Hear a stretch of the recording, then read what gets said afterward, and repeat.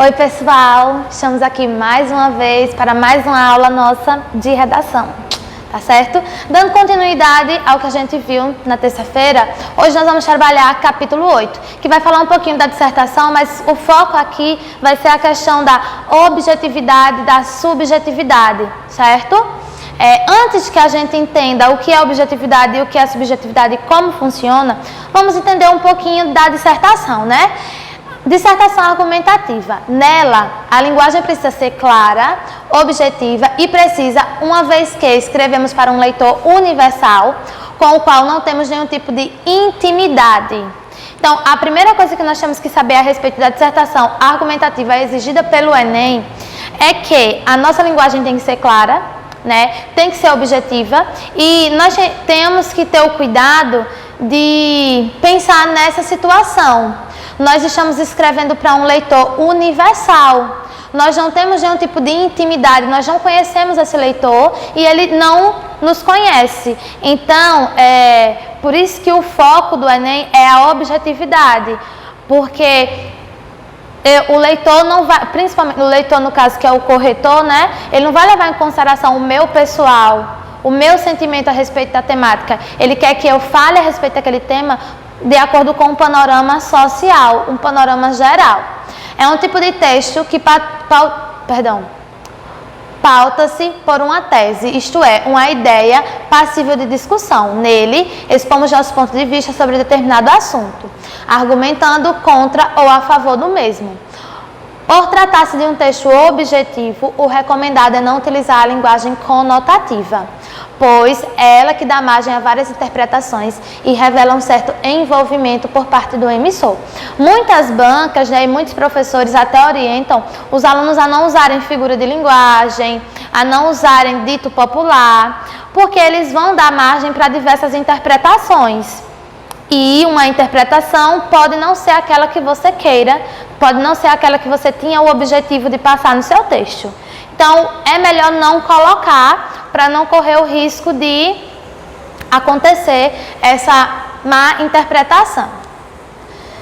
Aqui não saiu muito bem, mas objetividade versus subjetividade. Eu penso, na subjetividade a gente vai tender a expor mais o que a gente acha, o que a gente imagina, o nosso olhar pessoal diante daquele problema, daquela situação. Quando a gente fala em objetividade, aí nós estamos falando na questão do pensamento, do raciocínio, da razão, do olhar científico, lógico, desculpem-me, a respeito da temática que está sendo trabalhada, tá? Objetividade. Diz-se de modo como se expõe. Investigam ou criticam as coisas sem procurar relacioná-las com os sentimentos pessoais. A objetividade, ela é concreta. Ela é direta. Ela simplesmente trabalha com fatos. Por isso que a gente sempre diz, se for usar uma fonte, se for usar um dado, coloque a fonte. Se for apresentar uma porcentagem, coloque a fonte. Porque eu sei que grande parte, por exemplo, das mulheres brasileiras já sofreram algum tipo de agressão. Eu sei disso. Mas eu não posso levar em consideração apenas o que eu acho ou o que eu sei. Eu tenho que comprovar objetivamente que aquilo dali é verdade. Eu faço isso através da minha fonte, da exposição da fonte, tá certo? E aqui eu trouxe um exemplo para que vocês entendam mais ou menos como funciona. Na verdade, isso já é muito claro para vocês, né? A gente já trabalhou muito essa questão de ser objetivo, de deixar o eu acho de lado, o eu penso, eu acredito, de olhar a temática num panorama social, de pensar no tema como algo global, certo? Mas é preciso a gente continuar reforçando, porque tem gente que ainda teima em não fazer dessa forma, tá certo? Vamos lá. Algo que contribui para isso daqui é falando a respeito da violência contra as mulheres, tá bom? Algo que contribui para o enraizamento da noção de inferioridade da mulher na mente dos brasileiros e, portanto, para a persistência de tal violência é a representação feminina na mídia. Mesmo em 2015, comerciais de cerveja, por exemplo, reduzem a figura das brasileiras a objetos sexuais, cujo único objetivo é servir os homens. Ao mesmo tempo, em propagandas de produtos de limpeza, ainda existe relação aparentemente natural entre a mulher e a cozinha, sendo o marido o único capaz de trabalhar na sociedade e sustentar a família. Assim, a diferenciação entre os gêneros torna quase inconsciente, o que acaba servindo como justificativa para que os números de mulheres agredidas não sejam levados tão a sério. Então, observem que aqui, esse texto pode ter sido escrito por uma mulher ou por um homem. Nós não conseguimos marcar nesse texto nenhum traço de subjetividade. A pessoa trabalhou apenas com dados, na verdade, com exemplificações, né? Quando trouxe a questão da mídia e da representação nos comerciais de cozinha, né? Isso. E, de cerveja. Porque no comercial de cerveja, qual é a função da mulher? Servir o homem uma cerveja gelada. No comercial de produtos de limpeza, no caso, qual é a função da mulher? Está ali usando o produto de limpeza e comprovando a sua eficácia. A gente nunca vê um homem servindo outro homem no comercial de cerveja. A gente nunca vê um homem testando o produto de limpeza para ver se ele realmente funciona. E isso acaba fazendo com que a figura da mulher como a dona de casa, a submissa, a serviçal, continue na cabeça do homem, né? Do homem não, né? Da sociedade como um todo. Então, quando os números de agressão aparecem, muitas pessoas acabam não levando em conta porque as mulheres ainda são vistas dessa forma, como objetos, como serviçais, tá certo? Então, esse parágrafo aqui, ele foi bem estruturado. Eu achei interessante trazer para vocês, porque observem que ele não vai partir de nenhum argumento de autoridade, que é o que a gente mais costuma fazer. Mas a argumentação está bem embasada. Começa de um ponto de vista geral, aqui no tópico frasal, né? Falando a respeito da mídia. Depois ele vai desenvolver e justificar por que a mídia acaba enraizando a noção de inferioridade da figura feminina. E por fim ele conclui aqui a conclusão. Começa com um pronome conclusivo, uma conjunção conclusiva, perdão, e conclui falando que de forma mesmo que seja inconsciente, as mulheres continuam sendo submissas e as pessoas acabam não levando em consideração os elevados números de agressões. Então, além da gente observar a objetividade desse texto, desse parágrafo aqui, eu quero que vocês percebam que ele foi estruturado da forma como a gente vem pedindo para que vocês estruturem, tópico frasal, que é a introdução, o desenvolvimento do parágrafo e a conclusão, e dessa forma o aluno não teve brecha para ser subjetivo. Ele foi objetivo, ele foi direto, a informação foi passada de forma super eficaz, tá bom? Subjetividade é o contrário da objetividade. Diz-se o modo individual, pessoal e particular de expor, investigar ou criticar.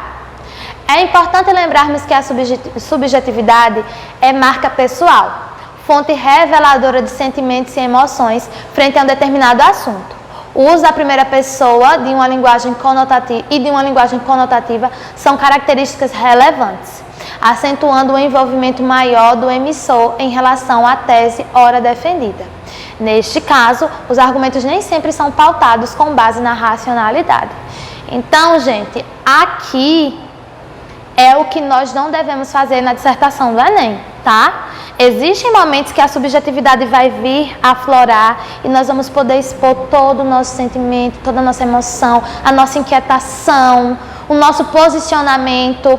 Eu costumo até passar isso para os meus alunos quando a gente vai falar sobre homossexualidade, né? E a homofobia, na verdade. E aí, muitos alunos dizem, professora, eu não acredito que existe homofobia, porque eu acredito que todos são iguais. Enfim, normalmente tem aqueles alunos que também têm um discurso bem homofóbico. E o que é que eu passo para esses alunos? Mesmo que você tenha esse pensamento homofóbico, na dissertação do Enem, ele não pode aparecer. Professora, mas eu vou estar mascarando o que eu penso. Não, você vai falar de forma objetiva e racional, porque o seu discurso homofóbico fere os direitos humanos. Então, um grande problema de, às vezes, eu ser subjetivo na minha dissertação pode ser isso também. Porque o meu olhar a respeito do tema pode não ser o que a banca esteja esperando. E meu posicionamento subjetivo, essa expressão dos meus sentimentos e das minhas impressões a respeito do tema, pode me prejudicar e talvez até zerar a minha prova. Porque quando eu vejo um tema com base no um tema do Enem e eu o observo com um olhar global, um olhar social, voltado para o bem comum, eu vou desenvolver a minha tese com base nesse olhar. É óbvio que vai ter, querendo ou não, uma influência minha enquanto leitor, enquanto produtor do texto, perdão. Mas eu tenho que pensar como aquele tema prejudica o meio social como um todo. E aí eu vou ser objetiva na construção da minha tese, na construção da minha argumentação. Tá certo? A subjetividade é o momento em que a gente coloca o nosso olhar pessoal, o nosso posicionamento particular. Tá bom? E o Enem não quer que a gente pense dessa forma. Porque às vezes para mim a homofobia não existe porque eu nunca... Um exemplo, tá, gente? Porque eu nunca fui atacada dessa forma. Então, para mim, que nunca fui atacada por algum posicionamento homofóbico, a homofobia não existe. Mas isso significa dizer que ela não vai existir para todo mundo? Isso significa dizer que todos os dados que nós temos a respeito da homofobia, a respeito do racismo, a respeito da gordofobia, são dados negativos, são dados mentirosos, são fake news, já que eu nunca sofri com nenhum desse tipo de preconceito? Por isso que é importante que sejamos objetivos, que a gente observe o tema num panorama geral, porque às vezes o tema não me afeta, mas afeta a sociedade como um todo e eu tenho que discutir com base no meio social, com base no olhar social, tá bom? Eu trouxe aqui um exemplo de texto subjetivo que tem como título Alma. Sou regida pelo amor. Minha voz é a do coração. Sou feita de emoção. Sou o sentimento da cabeça aos pés. Aprendi que a vida é curta demais para amar pouco, para se entregar mais ou menos, para prender o choro, para deixar para depois. Quero viver por aquilo que arrepia todos os pelinhos do braço e tudo que abraça a alma. Então percebam que aí a gente tem um texto bem subjetivo, cheio de sentimento, de afeto, né? Essas palavras transmitem essa ideia de afeto, de sentimento. Já a dissertação não tem esse objetivo. Por isso que o olhar da dissertação, o posicionamento do produtor na dissertação tem que ser objetivo, direto, claro. O lado subjetivo desse produtor de texto, ele pode ficar para outro tipo de texto, para outro momento, tá bom? E por fim, gente, para que a gente não perca o costume, a nossa produção textual, né, para sexta-feira, de hoje a 8, tema 8, proposta 1, tá? Como eu disse a vocês, a nossa aula, na segunda-feira de manhã, já estará disponível lá no Classroom o novo endereço de e-mail que vocês vão mandar, para o qual vocês vão mandar essa redação, tá? E aquela outra que a gente combinou também, vocês vão mandar as duas para o novo endereço de e-mail que eu vou deixar lá no Classroom. E vou deixar também a data final. É óbvio que se vocês quiserem mandar antes, podem mandar, tá certo? Só não podem mandar depois, tá? Vocês vão ter de segunda a sexta, na verdade de hoje, né? Quem já quiser começar a produzir, de hoje até a próxima sexta para fazer isso aí. Até mais e a gente se vê na terça.